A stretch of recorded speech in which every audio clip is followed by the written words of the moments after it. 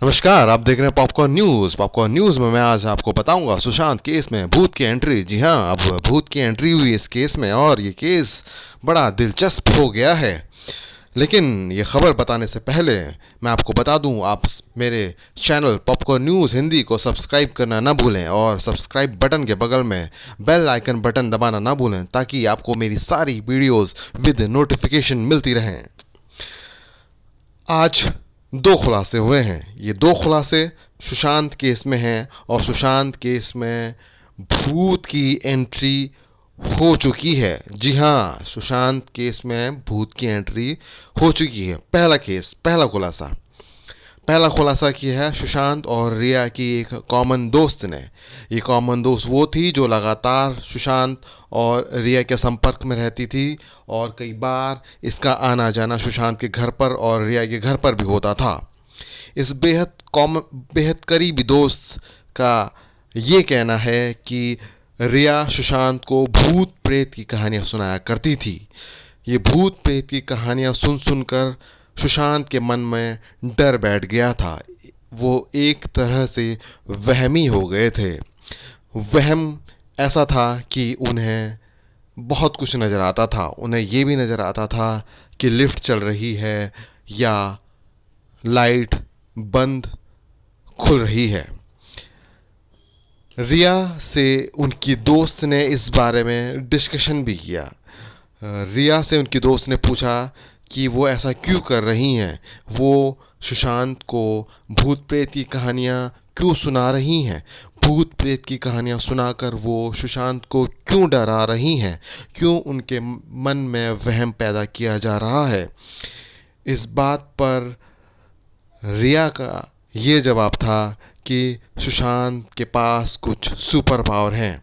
सुशांत जहाँ जाते हैं वहाँ लाइट जलने बुझने लग जाती हैं।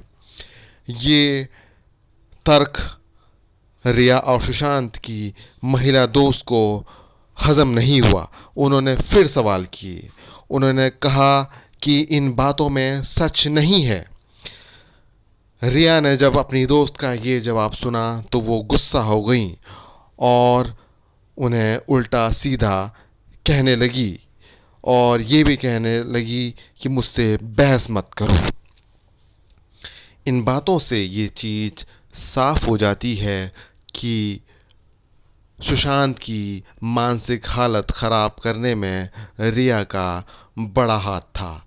ये हम नहीं कह रहे हैं, ये वो लोग कह रहे हैं जो इस मामले पर गवाही दे रहे हैं, मीडिया के सामने गवाही दे रहे हैं और हो सकता है कि थोड़े दिनों सीबीआई के अफसरों के सामने भी सफाई दें। सुशांत केस में दूसरा खुलासा भी सुशांत और रिया और भूत की कहानियों से लेकर है। सुशांत के कुक नीरज ने एक खुलासा किया। ये खुलासा हालांकि पुराना है लेकिन इसका खुलासा अब हुआ है।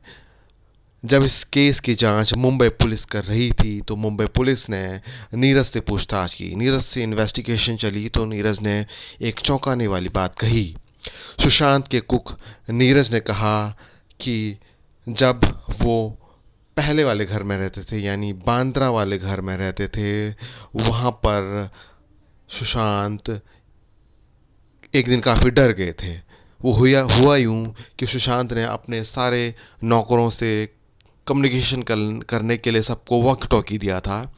एक रात तकरीबन 2 या 3 बजे नीरज की नींद खुली क्योंकि वॉकी टॉकी पर सुशांत ये कह रहे थे कि नीरज आकर लाइट बंद कर दो। नीरज सुशांत के कमरे में गए लेकिन वहाँ देखा कि लाइट बंद थी। नीरज फिर अपने कमरे पर वापस आए। नीरज ने फिर थोड़ी देर में वॉकी टॉकी पर आवाज़ सुनी। आवाज़ फिर वैसी ही थी, आवाज़ फिर सुशांत की थी। सुशांत कह रहे थे कि नीरज मेरे कमरे पर आकर लाइट बंद कर दो। नीरज सुशांत के कमरे पर गए लेकिन फिर देखा कि लाइट बंद थी। जब सुबह हुई तो ये बात नीरज ने सुशांत को बताई। सुशांत ये बात सुनकर डर गए। ये बांद्रा वाला फ्लैट था जिसमें सुशांत से पहले रहते थे। अभी फ़िलहाल वो माउंट ब्लैंक वाले कमरे वाले फ्लैट में रह रहे थे। नीरज ने मुंबई पुलिस को ये भी बताया, ये भी बयान दिए कि उस पुराने फ्लैट में लिफ्ट अपने आप चलने लग जाती थी, ड्रम की आवाज़ें भी वहाँ आती थी।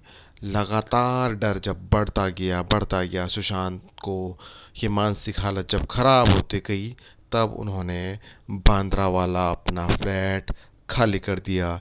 2 महीने तक सुशांत एक होटल में रहे और उसके बाद फिर वो माउंट ब्लैंक वाले मकान में शिफ्ट हो गए। इसी मकान में 14 जून को उनकी मृत्यु हो गई। ये मृत्यु कैसे हुई? क्या ये सुसाइड था या फिर किसी ने उनका मर्डर किया?